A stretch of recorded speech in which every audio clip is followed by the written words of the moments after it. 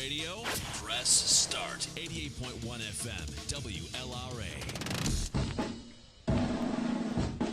White Sox! White Sox! Go, go, White Sox! Let's go, go, go. All right. We have right now legendary White Sox pitcher Billy Pierce is in studio with us right now, and we're going to be talking to him. Mr. Pierce, how are you doing today? Doing great. Found the place here very easily. Of course, it's not too far from my house, so it was kind of easy. Yeah, well, that's always a good thing. So I was looking through your stats, and I noticed that career stats, you have 1,999 strikeouts. I think I have the solution. I mean, you look like you're getting around good. I think you should talk to the White Sox and unretire. And I mean, you still got some gas in the arm, right? You can get one more, right? No, somebody'd have to stand up there and swear they weren't going to hit the ball. Yeah. No, those days have passed, and it was the end of the season, so and we never even thought about that till later on. We heard the numbers and stuff like that. Yeah, so does that play around in your head and just be like, oh, man, I wish I got that last one? Oh, it'd be nice to have 2,000, but, I figure, well, if you add some AllStar games and some World Series, I over 2,000. That's very true. That's a very good point. And that 1,999 is 64th all-time out of over 8,000 pitchers in Major League history. That's something special. It was a lot of work. Oh, I'm sure it was, yeah. So you came to the Major Leagues at the age of 18 in 1945 with Detroit. That's right. I was I finished my high school, doubled up on a class to finish so I could go to spring training with Detroit in 1945, and then went back to the high school and got my diploma in June. But I was with them that year for quite a while, and then I was sent to Buffalo for about a month and a half, then back with Detroit in August, so I was eligible for the World Series, which fortunately they beat the Cubs in the seventh game, and so I do have a World Series ring. Oh, yeah, so you got one from Detroit, and then you've got the pennant ring from Chicago, correct? The White Sox won in 59, and I have one for the National League pennant with the Giants in 62. Oh, man, you got something from everybody, huh? Well, I was so lucky. Jerry Reinsdorf was very good. When they won it in 2005, I have one of those rings also. Yeah. So now how do those rings compare to one another? I'm sure the 2005 one blows the other ones away. It does. It has 95 diamonds in it. I mean, my Detroit ring in 45 and each other ring has one diamond, but that has 95. It does blow it away. Oh, yeah. I'm sure that thing's real heavy, too. It's heavy. Naturally, it's gold with the diamonds and a big White Sox in the middle. So it's a pretty heavy ring. So you came to Chicago. I looked this up. November 10th, 1948, the new GM, Frank Lane, you were his first trade.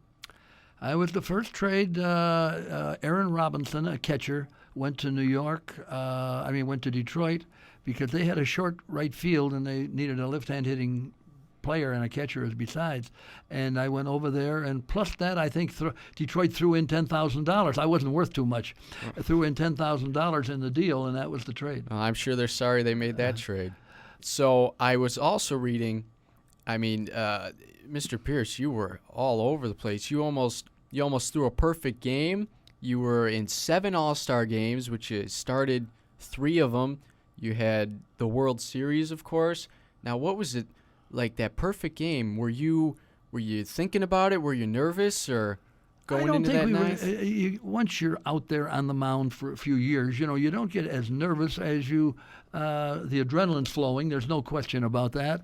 And we had the 2 outs in the 9th inning, and they put a pinch hitter in named Ed Fitzgerald. I don't forget that name for some reason. I'm sure. And he was, we keep track of all these hitters. He was a first ball, fastball hitter. So we threw him a curveball down the way, and he flipped his wrist and hit the ball down the right field line. And that was the end of the perfect game, the no-hitter and everything else. So now what's that feel like to come so close and then just... Well, it was tough, but the game was 1-0 until the 8th inning. Then we scored 2 and made it 3-0. So, back in those days, records weren't as important as wins for the White Sox back then. So that was a big thing. We wanted to win the ball game, naturally. But as I look back, years go by, it would have been wonderful to have a perfect game because there haven't been too many of them. Oh, yeah, definitely.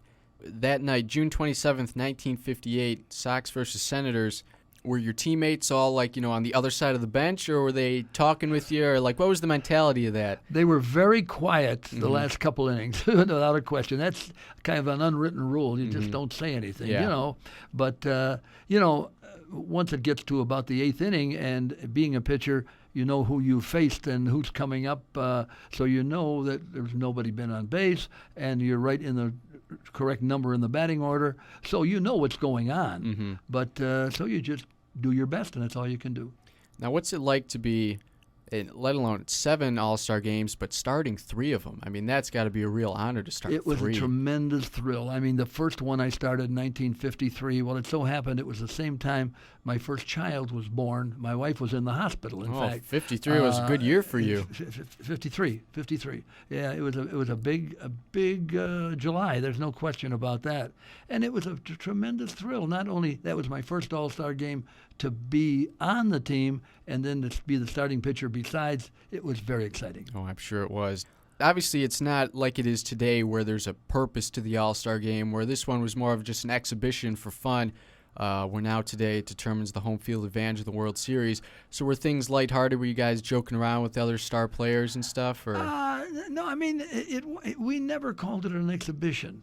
I mean, I think that came along a few years later. At that time, it was just an honor to be on the team, and you were out there to do your best. And in those days, you pitched the starting pitcher, and each pitcher that was in there could pitch 3 innings. And in most cases, you'd pitch, if you did well, you'd pitch 3 innings. So I started the 3 All-Star games, and I pitched 3 innings in each one. And I know Early Wynn relieved me one time and someone else another time. But we pitched the 3 innings, and that was, you did your job. But you didn't consider it an exhibition. You were out there doing your job. And representing your team, of course. Right. Now, I also saw you threw 4 1-hitters and 7 2-hitters. You also have 39 2/3 consecutive scoreless innings, and you led the league in ERA with a 1.97 in 1955. So you were pretty close to no-hitters a lot.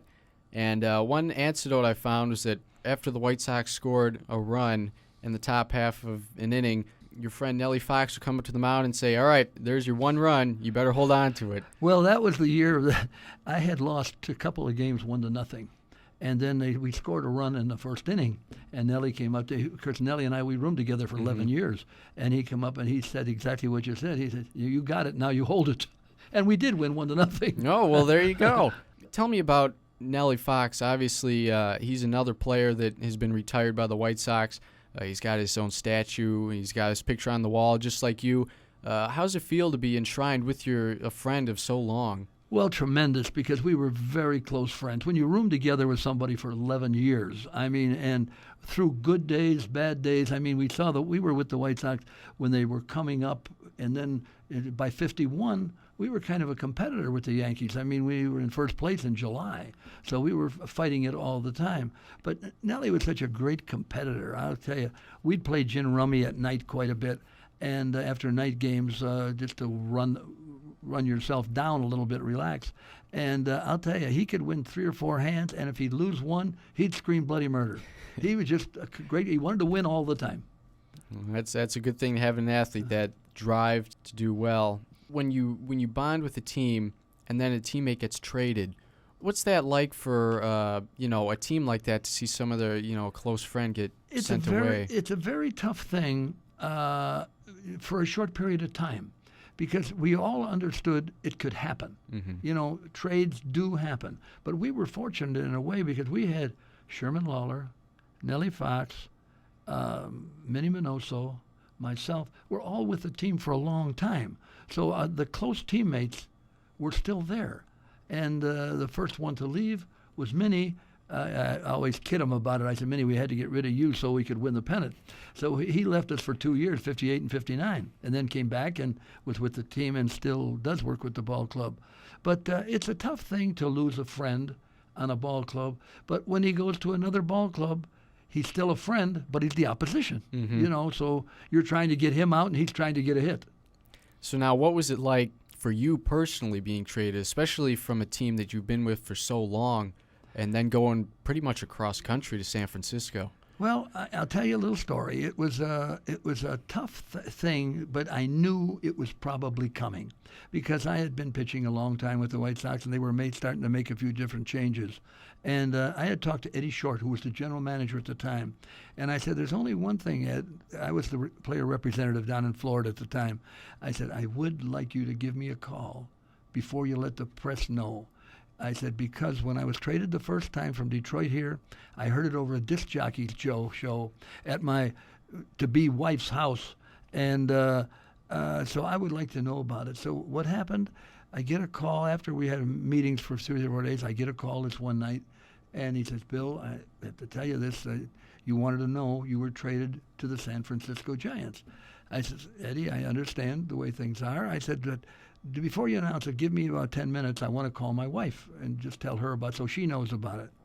I called the wife, and she said, "Oh, okay, but what's going to happen to Billy? This is our oldest son."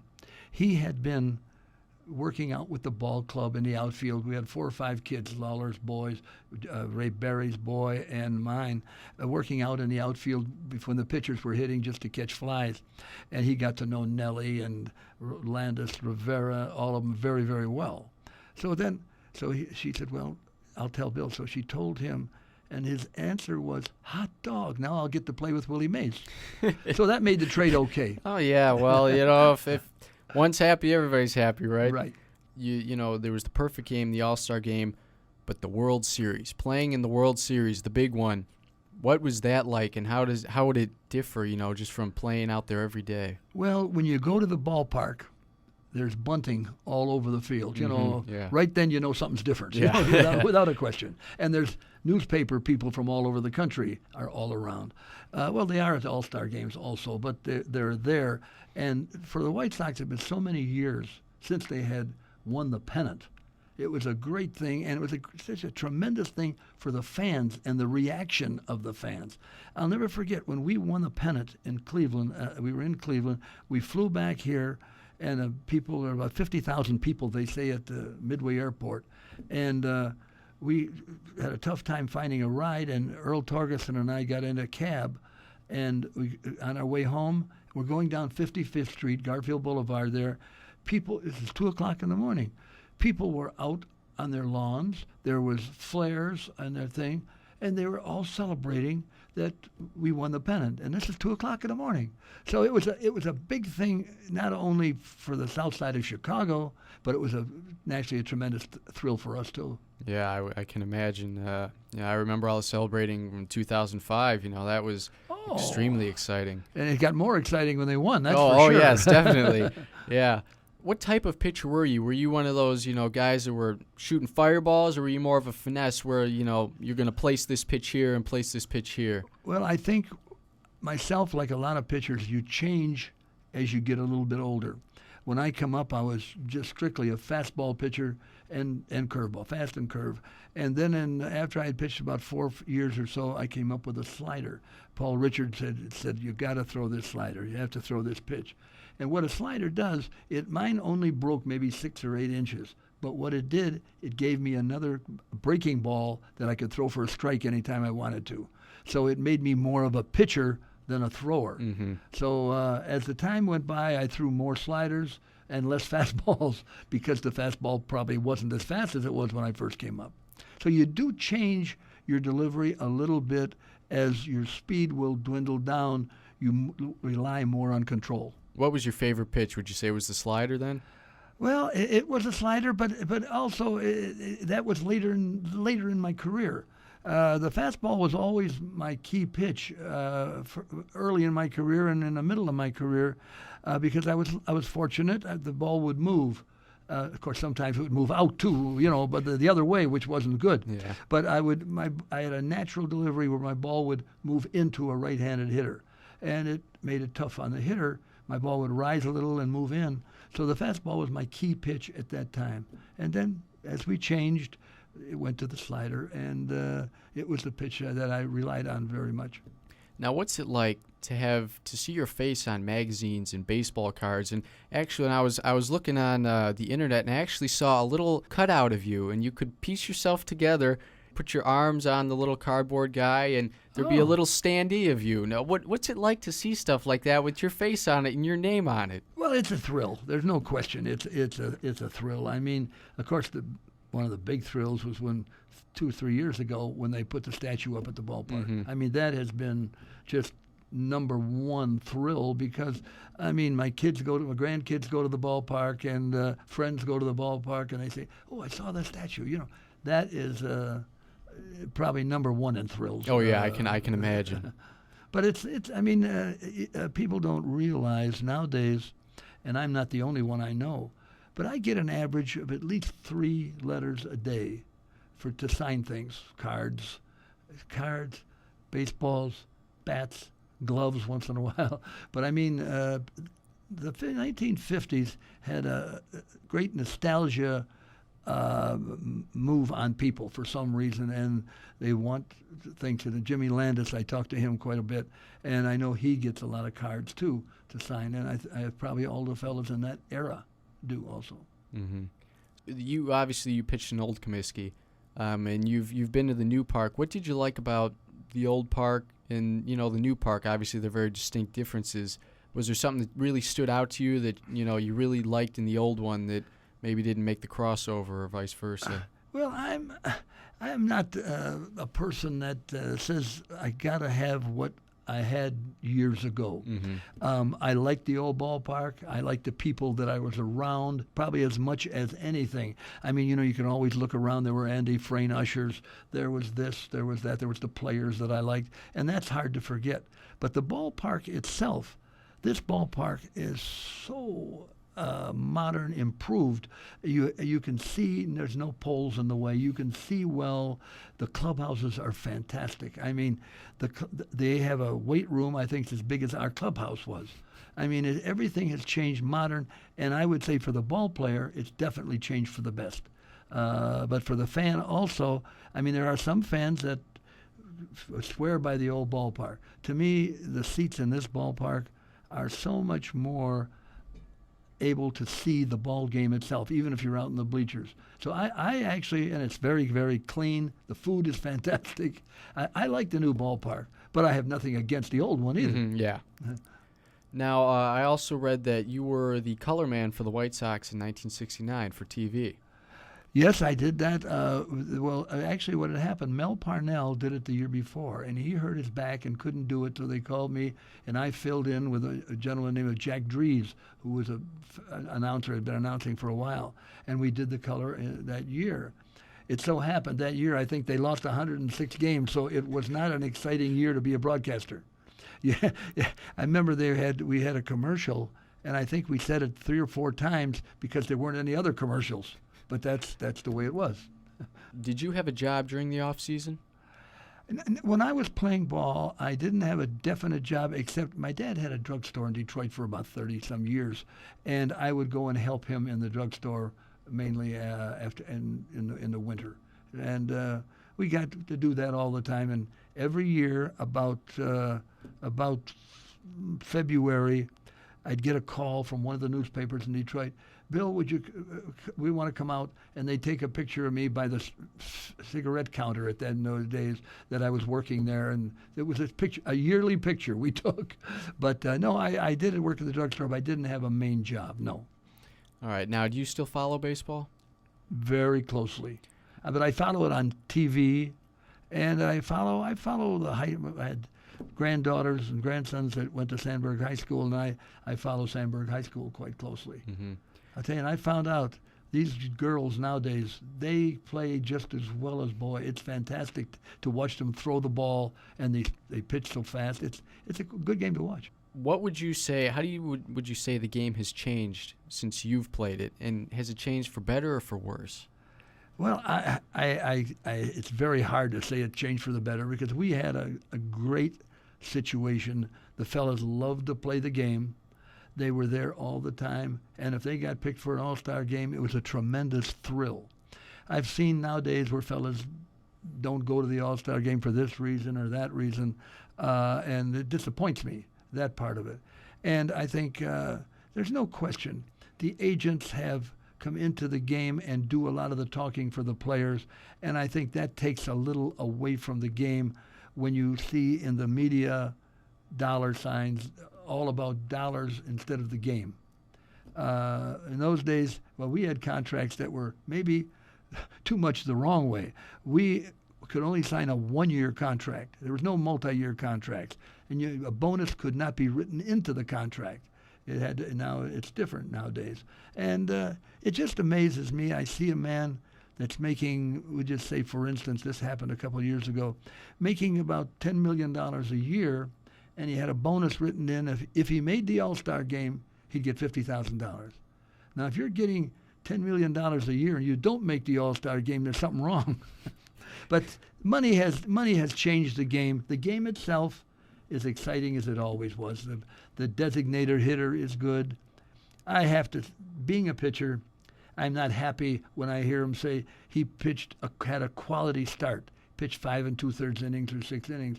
When we got the ball, we were supposed to go 9. You know, that's one of the main things that's changed in baseball is you use at least 3 pitchers in every ball game. Mm-hmm. The pitch count. How do you feel? I know there's a lot. Like when I hear Hawk talking on TV, he's always against that pitch count. Well, the pitch count really doesn't mean anything because everybody is different. You can have a smaller fella that can throw 140 pitches and a big fella that can only throw maybe 100 pitches. And so when they start saying everybody is at 100 pitches and you get ready to take them out, I think what happens in some cases, they get this in their mind. And, I've thrown 100 pitches. I should be getting tired. Psychologically, I think over these years it's hurt. And I think they start this in the minor leagues and keep it going into the majors. And that's kind of a disappointing thing to me. I like to see a pitcher pitch 9 innings. Now, what do you think about the current Sox team? How do you like their makeup? They're obviously a slugging team that's kind of slow, or do you prefer the speedy team, that steals the bases and bunts and stuff? Well, being a pitcher, I like everything. I like a lot of runs scored for me, but I like the fellas to run and for defense. See, we didn't have a lot of home runs, but we had Minoso, Landis, Rivera in the outfield that could go get the ball. They caught a lot of my mistakes. I mean, deep left center, they'd race down and catch them. So you got to have speed on a team to win. There's no question about that. And I think last year we were at a point there we had a lot of fellas that would go from first to second, not first to third, second to home instead of second to third, and I think it hurt us somewhat. So I know you read the paper and you read Ozzie, what he's talking about. He'd like a little more speed, especially up in the top of the lineup. Mm-hmm. Now, what do you think of the other lefties like yourself, Danks and Burley, and the way they pitch and the way they? Well, Mark Burley is a pitcher a lot like he's getting to be a lot like Maddox. I mean, try hit the outside corner, the inside corner, not blow any hitter away with a tremendous fastball, but play the corners a lot. And when he has his control, he's very hard to beat, no question. Danks is still a young fella. He still throws hard, and he mixes it up with breaking balls too. And Floyd's another one. We got 2 young pitchers, Floyd and Danks, that to me are looking rather good. Well, the Sox retired your number 19 in 1987. They put the statue in 2007. And then you also wrote a book, Then Ozzie Said to Harold. Oh, yeah, it's kind of a history of the White Sox and a lot of the players. And it's nostalgia going back, and White Sox fans that have got the book have enjoyed it. And it was one of those things. Actually, I did the talking, and Lou did the writing. And he's a good writer, and he went to Cooperstown and checked up everything, all the things. So the book is very realistic, true, and it's enjoyable reading. All right. I don't consider myself an author, though. Okay. Well, just looking at your stats, you are, of course, the all-time strikeout leader for the White Sox. Now, for a franchise at over 100 years of history, to be at the top, I mean, that's got to be a great honor, right? It's a great honor. There's no question about that. But there's going to be fellas come along. I mean, all records get broken. Mm-hmm. I mean, there's no question about that. Whether it's pitching, batting, or anything, they all get broken. And it will be. But I can enjoy it as long as it's there. Mm-hmm. Mr. Pierce, thank you for coming today. I really appreciate it. Mark, I've enjoyed it myself. Thank you.